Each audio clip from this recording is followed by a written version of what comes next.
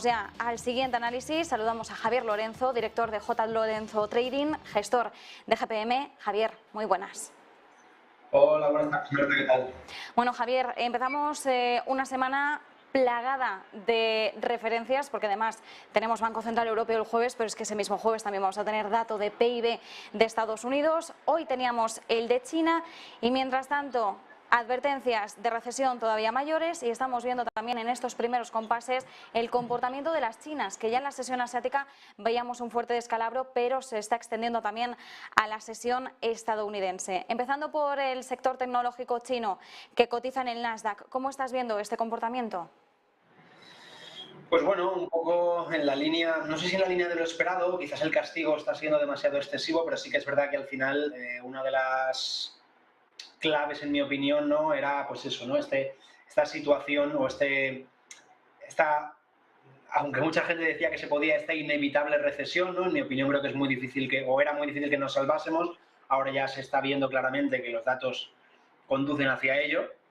Y bueno, en cuanto al sector chino concretamente, yo siempre he preferido mantenerme al margen. Creo que el riesgo, bueno, esto lo sabemos todos, riesgo regulatorio, riesgo político es muy elevado. Aquí lo vemos, ¿no? Esto es en dólares, pero bueno, al fin y al cabo el cambio no es demasiado relativo, no es demasiado importante. China cayendo un 10%, mercado de emergentes cayendo un 4%, comparado con el resto de mercados que están más o menos mixtos.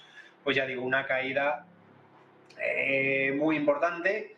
Si a eso le añadimos pues un poco la volatilidad del sector tecnológico, pues sufrimiento que yo creo, en mi opinión, innecesario. O sea, tener exposición a China es un riesgo que yo creo que no merece la pena conllevar y por lo tanto, pues entiendo que cuando alguien tiene en cartera estas posiciones sabe lo que hay. Ahora entiendo que la volatilidad de corto plazo pues puede atraer a inversores, se pueden buscar pequeñas oportunidades, pero hay que ir con muchísimo cuidado, con más cuidado si cabe, porque esto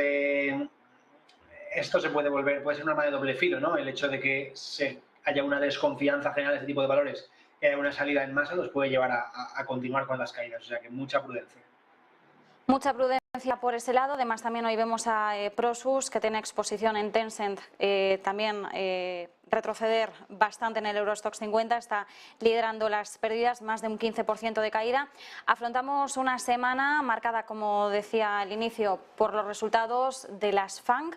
La semana pasada teníamos la referencia de Netflix, conocíamos también, por ejemplo, los resultados de Tesla, de IBM. ¿Qué es lo que esperamos respecto al resto de tecnológicas protagonistas esta semana? Pues bueno, en principio yo creo que algo que han, un poco siendo pillos, han ido haciendo muy bien las principales empresas es ir ya, sobre todo Apple es el ejemplo más claro, ir dejando caer que los resultados pues, buenos no podían ser, ¿no? Con estos problemas, tema de la inflación, las cadenas de suministros, etcétera, sobre todo, ya digo, el ejemplo de Apple poniendo el caso del nuevo iPhone, que no habían vendido lo que esperaban, pero porque como echando balones fuera, al final sabemos que un componente muy importante de la presentación de resultados no son tanto los resultados en sí, sino las expectativas, ¿no? Y entonces, si ya dejas caer que las expectativas o que los resultados van a ser malos, pues luego todo lo que te encuentres con que es menos malo, digámoslo así, pues puede tener una reacción positiva por parte del mercado. O sea que yo no creo necesariamente que los resultados vayan a suponer un problema y vayan a haber caídas importantes en los principales valores, ¿no? Sí que es verdad, como digo, que pues tal vez Apple, y metería en saco a Microsoft, pero porque es un clásico, ¿no? Porque funciona como un reloj, yo creo que son las que menos mal lo van a hacer. Luego Google, Meta, Amazon, quizás sí que lo tengan un poco más complicado, pero ya digo, al final no es tanto los resultados que se muestren, sino las expectativas, ¿no? de esos resultados. Así que yo no espero un gran descalabro, de hecho, en mi opinión, sí que creo que a corto plazo, sobre todo hasta el próximo día 2, que para mí es lo más importante, que es la decisión de tipos, la subida de tipos por parte de la Fed, creo que el mercado puede dar continuidad al rebote que hemos visto un poco en la semana pasada.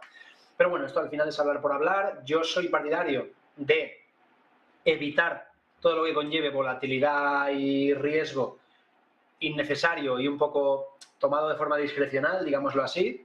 Y yo personalmente evitaría a no ser que ya lo tengas en tu cartera de largo plazo, evitaría tener posiciones de corto plazo en este tipo de valores, porque además sabemos que el sector tecnológico es el sector más volátil en temporada de presentación de resultados, con diferencia sobre los demás sectores. O sea, que es un poco lo que decía antes, es exponerte a un riesgo innecesario pensando o pretendiendo sacar mucho partido si la cosa va bien, pero sobre todo el problema es totalmente psicológico si la cosa va mal. No sabemos, no estamos hechos para gestionar un riesgo de ultra corto plazo o una volatilidad excesiva. Por lo tanto, la forma de no exponernos a ellos, evitarlos y esperar a que vengan los resultados y entonces ahí ya tomar las posiciones que sean necesarias. Javier, bueno, hemos estado leyendo la posición o la perspectiva de Goldman Sachs y Bank of America. Ven el peor año para las bolsas desde 2008. Tampoco es una información o un pronóstico que nos sorprenda en demasía. Ya hemos estado viendo el comportamiento de la renta variable a lo largo del año. Yo me pregunto de todas formas si ni siquiera vamos a tener una mini alegría en ese esperado rally navideño de cara a final de año que pueda revertir un poco la tónica, o si realmente vamos a tener esta senda de caídas o al menos volatilidad muy marcada que nos pueda llevar a estos vaivenes de aquí a lo que nos resta de año. Bueno, a ver, yo siempre los análisis de las grandes casas, yo creo que siempre hay que cogerlos con pinzas, ¿no? Al final ellos evidentemente tienen su información, sus argumentos, pero bueno, al final estamos en un -20 en lo que llevamos de año en el S&P y para inversores en euros, un inversor indexado al S&P en euros, realmente con la subida del euro-dólar solo está cayendo, no sé cuánto es, un 8, un 9, un 10. Quiero decir que eso del peor año desde 2008, a ver, sí, desde 2008 sí, porque los siguientes 12 años han sido exageradamente buenos, pero peor que 2008, ostras, mucho tiene que caer el mercado desde estos precios para que veamos esa catástrofe, ¿no? Digámoslo así. O sea que yo, o sea, no es que esté lanzando un mensaje de optimismo, ni muchísimo menos, pero tampoco creo que por el momento haya que tomarse esto como una gran... De hecho, yo veo mucho peor el mercado, de momento, en este instante, de renta fija, de bonos, que de renta variable, ¿no? Yo no creo que haya tanto problema, sobre todo, insisto, para un inversor en euros, como somos pues, todos los que estamos aquí, el problema no está siendo tan grave. Y ya digo, al final, si tú haces un simple filtro de seguimiento de tendencias y haces un filtro de selección de sectores, es decir, no seleccionar todo de golpe, pues el año realmente no está siendo tan malo en renta variable. Claro, decirlo así suena un poco, pero bueno, al final es lo que creo que debemos de valorar, ¿no? Ahora mismo mercado bajista, independientemente de que haya más o menos caída, mantente al margen, sé prudente, espera que el mercado haga suelo, que nadie, se diga lo que se diga, nadie sabe cuándo va a hacer suelo, y una vez el mercado empiece a reaccionar y haya un cambio de tendencia, pero un cambio de tendencia visto desde el medio plazo, pues empezar a buscar oportunidades. Yo ya te lo he dicho antes, lo vuelvo a repetir ahora, sin tener ni idea de lo que va a pasar, de momento a muy corto plazo sí que creo que puede haber continuidad en el rebote.